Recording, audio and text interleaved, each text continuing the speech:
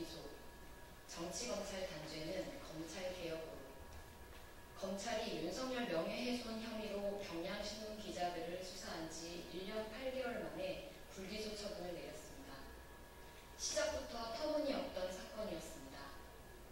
윤석열 대선 후보에 대한 정당한 검증 보도를 대선 개입으로 몰아가고 언론인을 범죄자 취급하며 강제 수사에 나선 전례 없는 폭거였습니다. 검찰 10여 명이 투입된 특별수사팀은 언론사를 압수수색하고 사건과 직접 관련 없는 시민을 포함해 3,000여 명의 통신 자료까지 들여다보았습니다. 이는 명백한 정치 보복이자 언론 탄압입니다. 검찰은 공익보도를 범죄로 몰며 권력자에 대한 비판을 봉쇄하는 정권의 하수인으로 전락했습니다. 윤석열 정권의 심기만을 살피는 정치검찰은 민주주의의 칼을 겨눴습니다.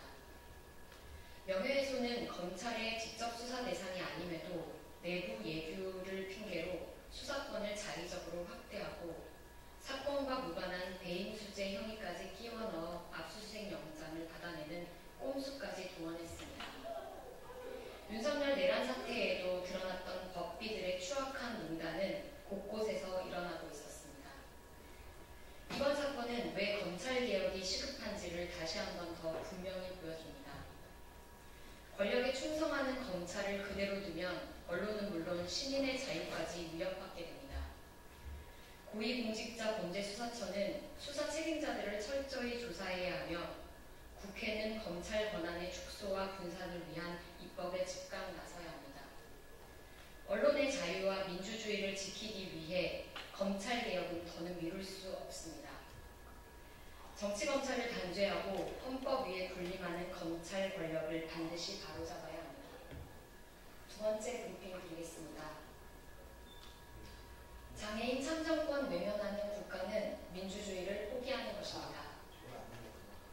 제21대 대통령 선거 사전투표 첫날, 발달장애 유권자들이 투표 보조를 요청했지만 거부당하고 투표소 입구에서 발길을 돌리는 일이 발생했습니다. 선거관리관은 손떨림 여부만을 기준으로 판단했고 중앙선거관리위원회는 사전 연락을 받고도 아무런 조치를 취하지 않았습니다. 헌법이 보장한 참정권이 현장에서 무시된 것입니다.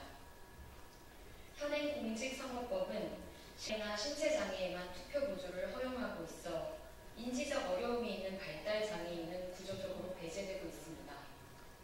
2024년 법원은 발달장애인에게 투표 보조를 허용하라는 판결을 내렸지만 중앙선관위는 이에 불복해 항소하며 제도 개선을 미루고 있습니다.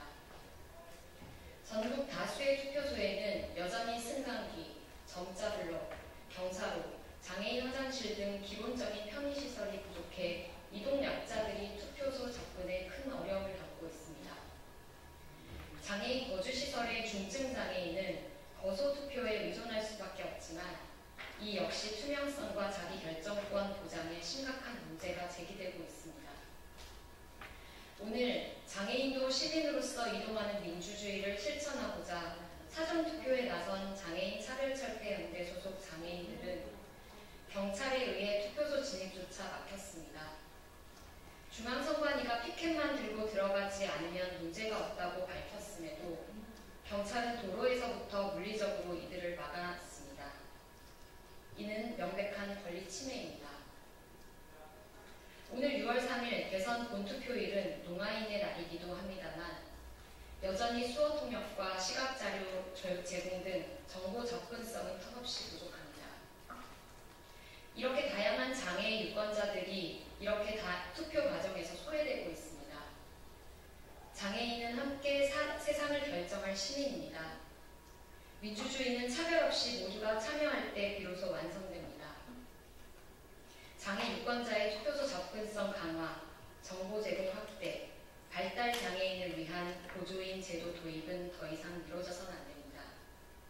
모든 시민의 참정권이 평등하게 보장될 때 진짜 민주주의는 실현될 수 있습니다.